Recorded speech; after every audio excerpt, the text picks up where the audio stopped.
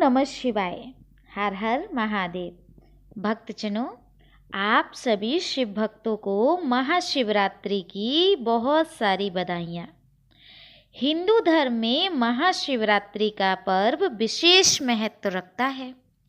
भक्तजनों, महाशिवरात्रि कब है, क्या है इसके शुभ मुहूर्त और कौन सी विशेष सामग्री से हम शिव की उपासना करें जिससे कि महादेव और माता पार्वती प्रसन्न होकर हमारे सभी मनोकामना पूर्ण करें।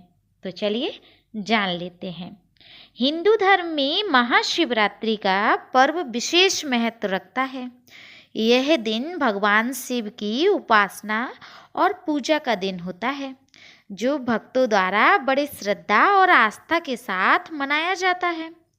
इस दिन विशेष रूप से शिवलिंग का पूजन किया जाता है और भक्त रात भर जागरण कर महादेव का ध्यान करते हैं। शिवरात्रि की पूजा में उपयोग की जाने वाली सामग्री का महत्व भी बेहद खास है। इस दिन सभी सामग्रियों का समर्पण श्रद्धा और विश्वास के साथ करना चाहिए। महाशिवरात्रि के दिन इन सामग्रियों का सही तरीके से प्रयोग कर भगवान शिव की पूजा करने से जीवन में सुख समृद्धि और शांति की प्राप्ति होती है। चलिए जान लेते हैं इस साल महाशिवरात्रि 26 फरवरी को है या 27 फरवरी को। चलिए जान लेते हैं। महाशिवरात्रि की तारीख को लेकर लोगों में बहुत ज़्यादा असमंजस है। कुछ लोग उदय तिथि के आधार पर बता रहे हैं कि महाशिवरात्रि 27 फरवरी गुरुवार को है, जबकि कई जगहों पर बताया जा रहा है महाशिवरात्रि 26 फरवरी को है। इस वजह से लोगों में महाशिवरात्रि की सही तारीख को लेकर संशय बना हुआ है। चलिए जान लेते हैं कि 26 फरवरी को है या 27 फरवरी को महाशिवरात्रि की सही तारीख और पूजा विधि क्या है। इस बार महाशिवरात्रि 26 फरवरी 2025 दिन बुधवार को मनाई जाएगी। इस दिन शिव भक्तों की शिवालयों में खूब भीड़ देखने को मिलेगी। हर भक्त अपने महादेव का आशीर्वाद पाने के लिए शिव मंदिर पहुंचता है। महाशिवरात्रि के दिन भोलेनाथ और माता पार्वती की पूजा करना बेहद शुभ बताया गया है। यदि आप किसी परेशानी से जूझ रहे हैं और उससे छुटकारा पाना चाहते हैं तो महाशिवरात्रि के दिन शिवलिंग पर जलाभिषेक के समय इन 5 मंत्रों का जाप करें। इन प्रभावशाली मंत्रों से आप आपके जीवन की हर समस्या को खत्म कर सकते हैं। अब सवाल है कि आखिर शिव जी का कौन सा मंत्र किस परेशानी को दूर करता है।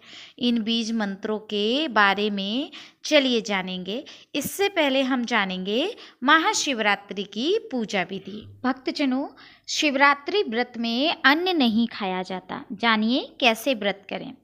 सर्वप्रथम सूर्योदय से पहले उठें, पानी में गंगाजल डालकर काले तिल मिलाकर नहाएं, शिव पूजन करें और व्रत का संकल्प लें। व्रत उपवास में अन्न नहीं खाएं। पुराणों के अनुसार पूरे दिन पानी भी नहीं पीना चाहिए। इतना कठिन व्रत ना कर सकें तो फल, दूध और पानी ले सकते हैं। झूठ ना बोलें, दिए दिन में ना सोएं और विवाद से बचते रहें, इनसे व्रत टूट जाता है। सुबह शाम नहाने के बाद शिव मंदिर में दर्शन करने जाएं। शिव विवाह नहीं, शिवलिंग के प्रकट होने का दिन है। महाशिवरात्रि को लेकर ऐसी मान्यता है कि इस दिन शिव पार्वती का विवाह हुआ था, लेकिन शिव पुराण सहित किसी भी ग्रंथ में इस प्रकार का कोई जिक्र नहीं है। शिव पुराण में लिखा है कि फाल्गुन मास के शुक्ल पक्ष के 14वें दिन यानी चतुर्दशी तिथि पर पहली बार शिवलिंग प्रकट हुआ था। तब भगवान विष्णु और ब्रह्मा जी ने शिवलिंग की पूजा की थी। इसी दिन को शिवरात्रि कहा जाता है। शिव पुराण के 35वें अध्याय में लिखा है कि शिव विवाह अगहन महीने के कृष्ण पक्ष के दूसरे दिन हुआ था। ये तिथि इस साल 7 नवंबर को आएगी। शिवरात्रि पर शिव विवाह मनाने की परंपरा कब से शुरू हुई, इस बारे में लिखित जानकारी नहीं है। काशी और उज्जैन के विद्वानों का कहना है कि शिवलिंग के निचले हिस्से में पार्वती जी का स्थान होता है। शिवरात्रि पर महादेव की पूजा रात में होती है। पार्वती के बिना शिव पूजन अधूरा रहता है, इसलिए इस रात को शिव शक्ति मिलन के पर्व के तौर पर मनाया जाने लगा है। भक्तजनों, इस प्रकार से हम शिवरात्रि की पूजा करेंगे। अब हम जानेंगे शिवलिंग के प्रकट होने की कथा। भगवान विष्णु और ब्रह्मा जी के बीच विवाद हुआ। वजह थी दोनों में श्रेष्ठ कौन है। तब शिव जी लिंग के रूप में प्रकट हुए। शिव ने कहा, आप दोनों में से जो इस लिंग का छोर अतः खोज लेगा, छोर और अंत खोजने के बाद जो भी पता लगाएगा वो श्रेष्ठ होगा।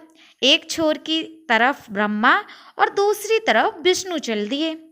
दोनों को लिंग का अंत नहीं मिला, लेकिन ब्रह्मा ने खुद को श्रेष्ठ घोषित करने के लिए योजना बनाई।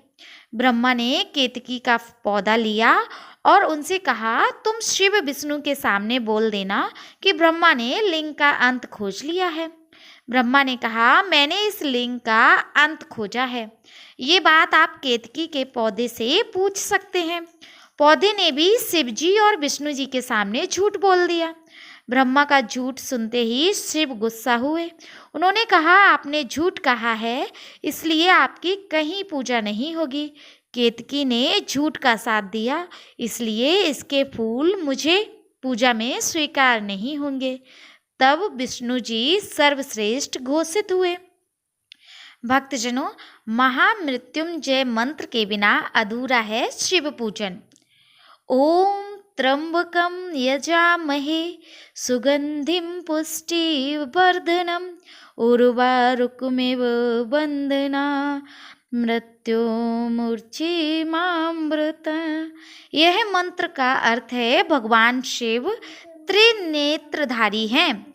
हम त्रिनेत्र वाले भगवान शिव का मन से स्मरण करते हैं। शिव जी हमारे जीवन को मधुर बनाते हैं, हमारा पालन पोषण करते हैं। हे शिव जी, हमें ऐसा आशीर्वाद दीजिए कि हम जीवन और मृत्यु के बंधन से मुक्त होकर अमृत की ओर आगे बढ़े। महाशिवरात्रि में मार्कंडेय ऋषि ने रचा महामृत्युंजय मंत्र। सतयुग में मृगश्रग ऋषि और सुब्रता की कोई संतान नहीं थी। उन्होंने संतान पाने की इच्छा से शिव जी के लिए तप किया। शिव प्रकट हुए। उन्होंने ऋषि और सुब्रता को पुत्र प्राप्ति का वरदान दिया। ये भी कहा कि ये संतान अल्पायु होगी, यानी इसकी उम्र 16 साल ही रहेगी। ऋषि के यहाँ पुत्र का जन्म हुआ। उसका नाम मार्कंडेय रखा गया। माता पिता ने मार्कंडेय को पढ़ाई के लिए ऋषियों के आश्रम भेज दिया। 15 साल बीतने के बाद मार्कंडेय जी घर आए। तब माता पिता दुखी थे। उन्होंने मार्कंडेय को कम उम्र की बात बताई। मार्कंडेय ने महामृत्युंजय मंत्र की रचना की और मंत्र जाप करते तपस्या की। तपस्या में 1 साल बीत गया। मार्कंडेय जी 16 साल के हो गए। उम्र पूरी होने पर यमराज आए तो मार्कंडेय जी ने शिवलिंग को पकड़ लिया। फिर भी यमराज उसे ले जाना चाहते थे।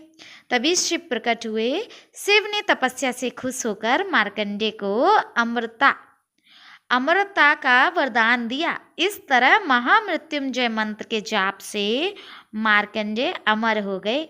शिव ने मार्कंडेय से कहा कि अब से जो भी महामृत्युंजय मंत्र का जाप करेगा उसके दुख दूर होंगे और अकाल मृत्यु से भी बचा रहेगा।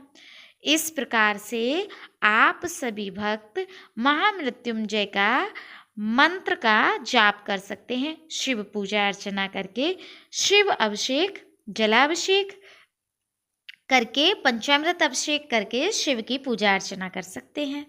भक्तजनों, अंत में शिव जी की आरती करके प्रसाद ग्रहण करना चाहिए।